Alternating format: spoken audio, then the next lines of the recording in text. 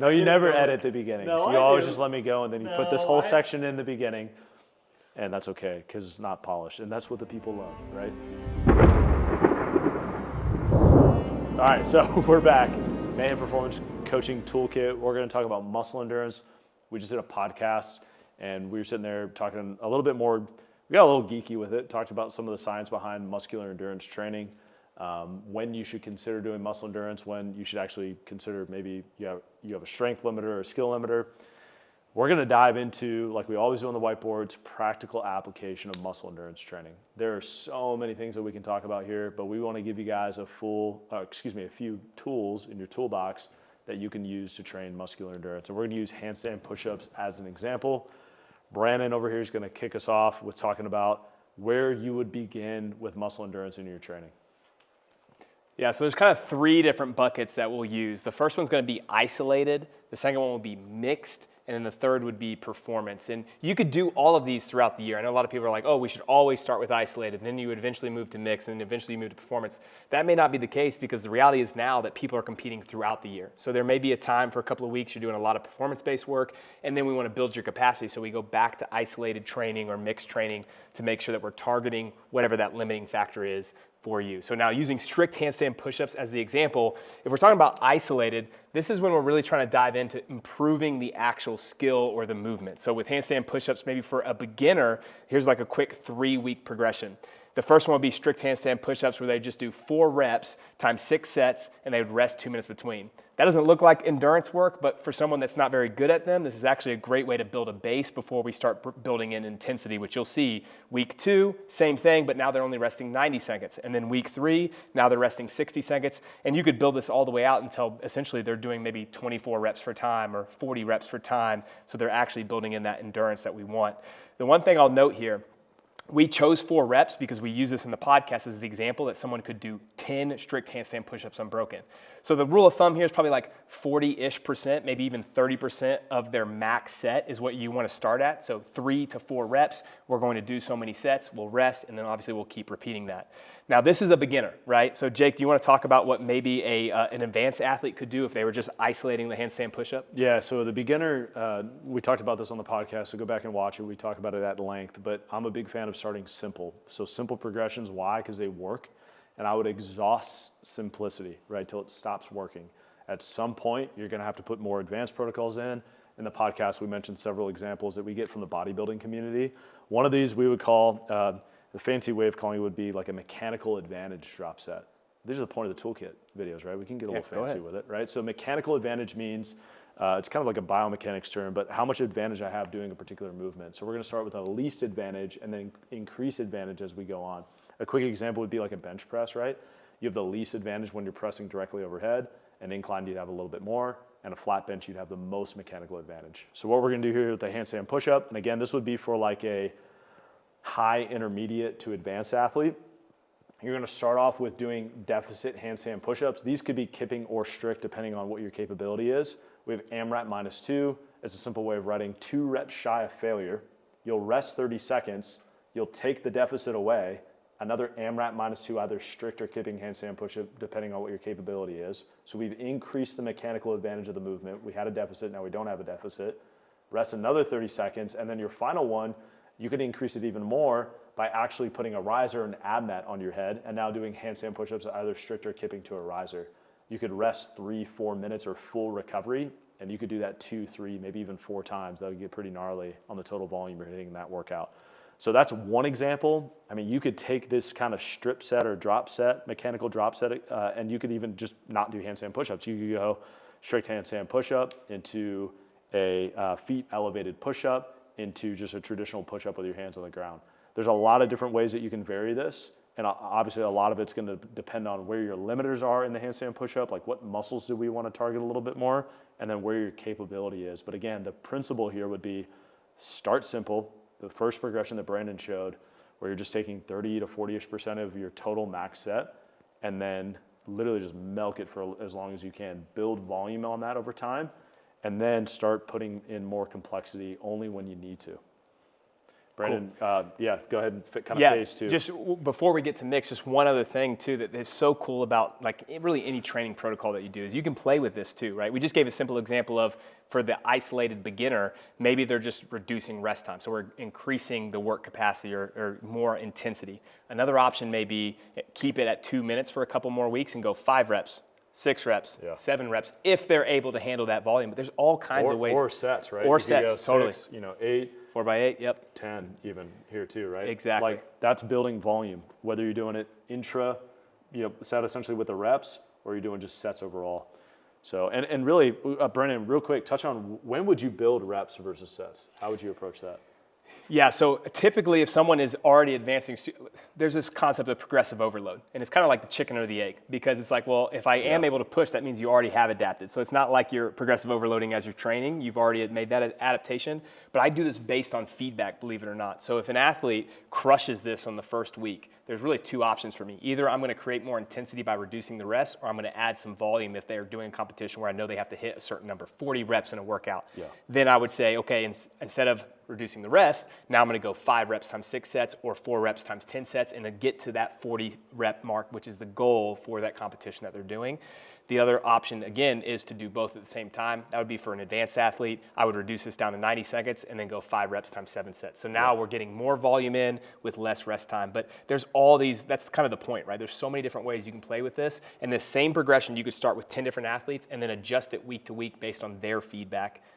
Sorry. No. I was going to say that another simple way of thinking about it too is literally just going up in reps until you can't anymore and then adding sets, right? So like I'm going to go to 5 reps, I'm going to go to 6 reps. So I can't do any more reps like in a set. And I could only do 7 reps for 3 sets, then go to 4 sets, then go to 5 sets. And when the 7 reps doesn't feel as hard anymore, the RPE goes on that last set from like a 10 to a 7 or an 8, then go up to 9 reps, right? And then build it all out over again. And I'm telling you, and this is what we talked about this in a previous podcast. If you never do handstand push-ups in a CrossFit workout, but you go from 5 strict handstand push-ups to 15 unbroken, I promise you the next workout that you do, unless you're sitting on the couch eating Cheetos, never doing any conditioning whatsoever outside of it, you will get better at that particular workout. So, Brandon. Yeah.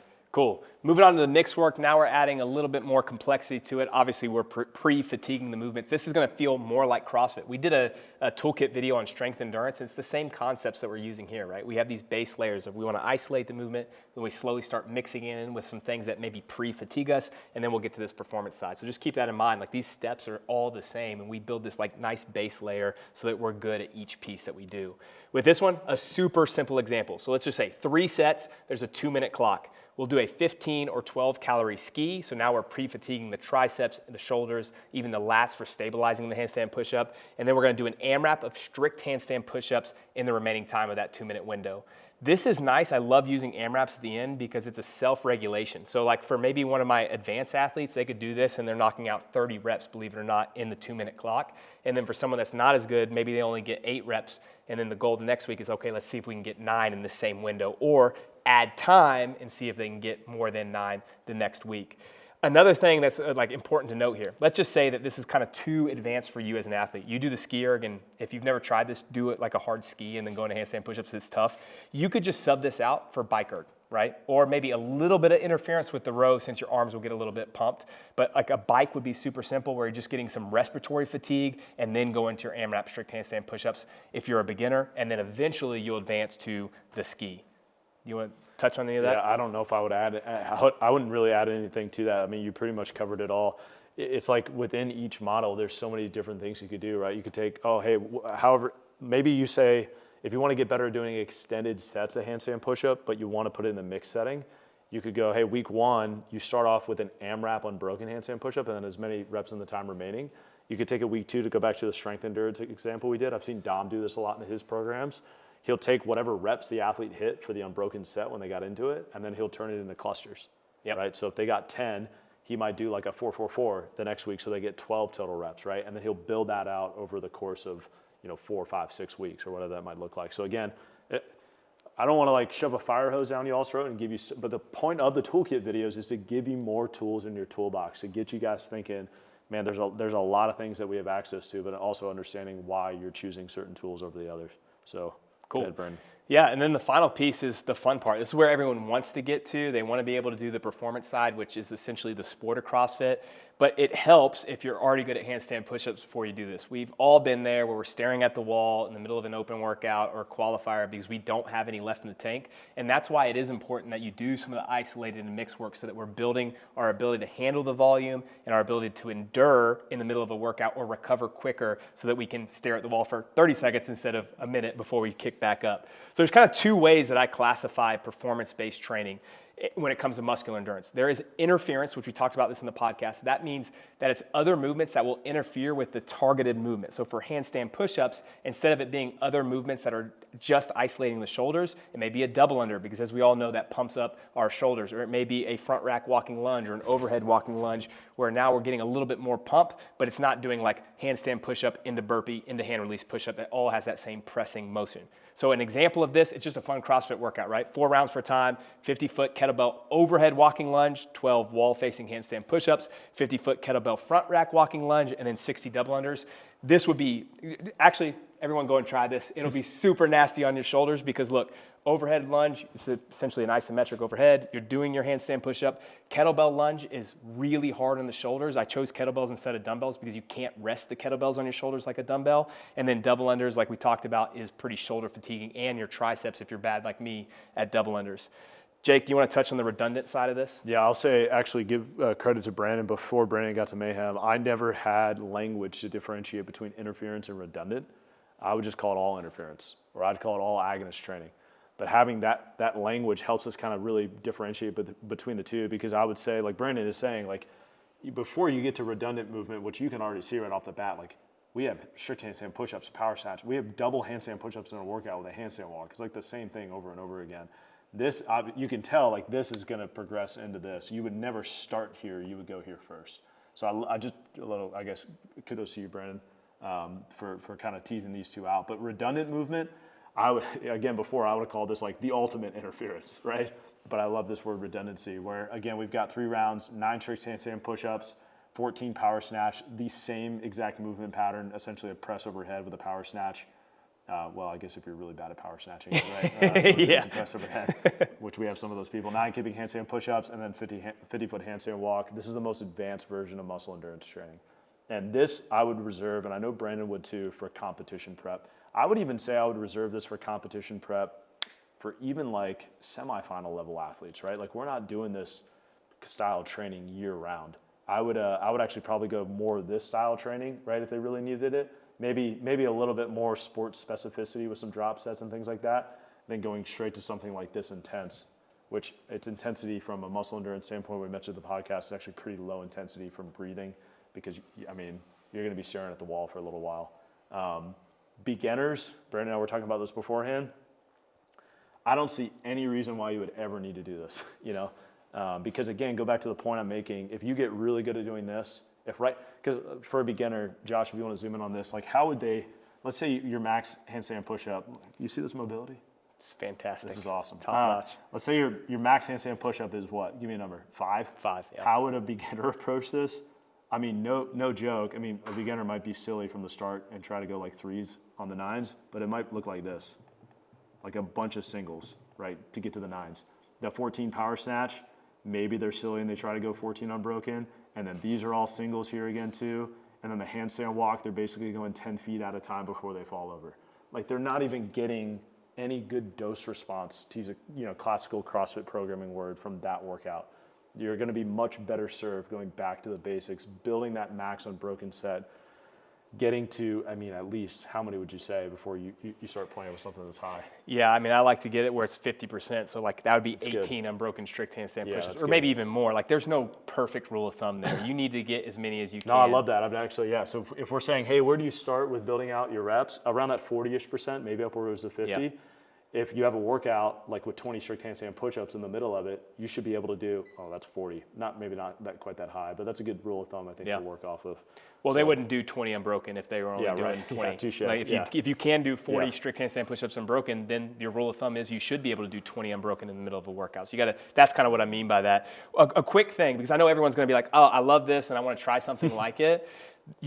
as a beginner, you still can modify this. It just isn't going to be, to Jake's point, great training. So like if you were prepping for a competition and you knew you had to do some handstand push-ups, maybe you would say, hey, we're going to do one round of 9, 14, 9, 50, and then the next 2 rounds, we're actually going to scale these out to handstand push-ups to a riser, so you're just getting some volume, and then maybe instead of kipping handstand push-ups, like a pin press. Like there's other ways you could do it. Turn it into intervals, right, and add a crap ton of rest. Exactly. Rest like 4 or 5 minutes in between the intervals so that you can actually get some intensity, in there. Otherwise, you're gonna absolutely fall apart. And then again, just kind of goes without saying, I think it's pretty obvious, but that this could be applied to any movement, right? Anything, not just gymnastics, but wall balls, front squat, deadlift, whatever that may be. It applies in all cases, in all scenarios. Anything else you want to add? I think that's it. Good luck, guys. Yeah, questions again, as usual, send them to Brandon at Mayhem. No, I'm just kidding. You could do. Not even email. What is your email? Brandon Dorman. Brandon Dorman at Brannon. Brandon. Yeah, spell it out for the folks. BRANNEN. DORMAN. Thank you. Okay. Or Jake Foster at mayhemnation.com. Or maybe throw us both in there, right? And it's like a 2-for-1. I don't know. You could CC one of us. But yeah, we'd love to answer your questions. And then you could even email us and just, what do you want to hear more about? Like, what's something you're really frustrated right now with in your own training, or heading into the off season, or after the Open, after semifinals, that you're like, man, I really want to work on this. I would love if you guys would address this specifically. It doesn't have to be a broad topic like strength. It could be something very specific, like muscle endurance in a specific movement, or whatever that might be. So just let us know, and appreciate you guys for watching.